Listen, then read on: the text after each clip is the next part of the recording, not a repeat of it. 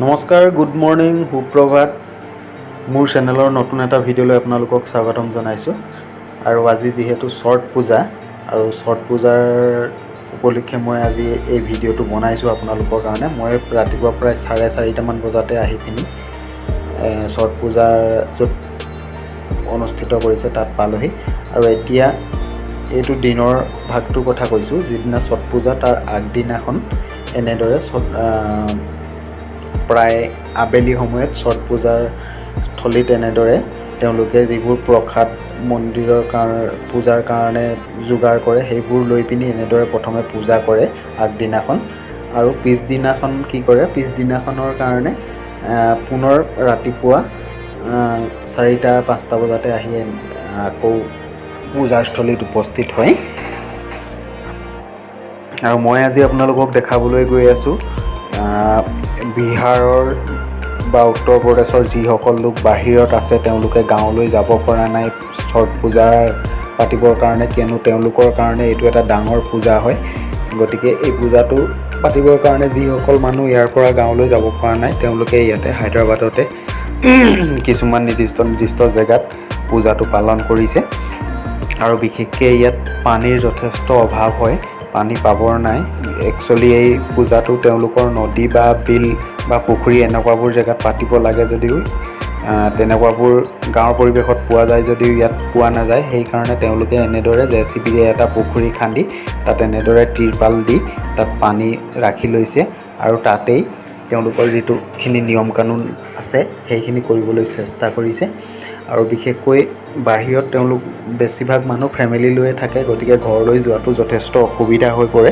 সেইকাৰণে যিমানখিনি মানুহ বাহিৰত আছে তেওঁলোকে এই কামটো ইয়াতেই কৰে, ঘৰলৈ নোযোৱাকৈ। আহক ভিডিঅ'টো আৰম্ভ কৰোঁ। আপোনালোকে চাবলৈ পাইছে, দেখিছে ইয়াত প্ৰায় এতিয়া ৰাতিপুৱা 4:30 বজাত এনেদৰে তেওঁলোক পুনৰ পূজাৰস্থলীলৈ আহিলে। আৰু 4:30টাৰ পৰা এনেদৰে পূৰা গোটেই জেগাটো মানুহে ভৰি পৰিলে। আৰু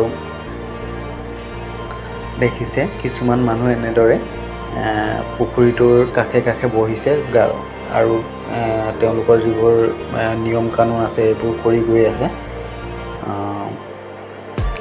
আৰু কিছুমান মানুহ অলপ পিছতেই পুখুৰীত নামিব, পুখুৰীত নামি পিনি এনেদৰে পুখুৰীত নামিয়েই পূজা কৰি থাকিব। আৰু যেতিয়ালৈকে সূৰ্য নোলায় তেতিয়ালৈকে পুখুৰীত নামি থাকিব। আৰু সূৰ্য ওলোৱাৰ লগে লগে তেওঁলোকৰ পূজাটো খতম হ'ব, শেষ হ'ব। আৰু এতিয়া প্ৰত্যেকেই নিজৰ নিজৰ পৰিয়ালৰ সৈতে এনেদৰে পুখুৰীটোৰ চাৰিওকাষে বহি লৈ তেওঁলোকে পূজা আৰম্ভ কৰি আছে। আপোনালোকে দেখিছে যথেষ্ট মানুহৰ সমাগম ঘটিছে, কিয়নো এই জেগাবোৰত বেছিভাগ বিহাৰৰ, উত্তৰ প্ৰদেশৰ মানুহ যথেষ্ট আছে। গতিকে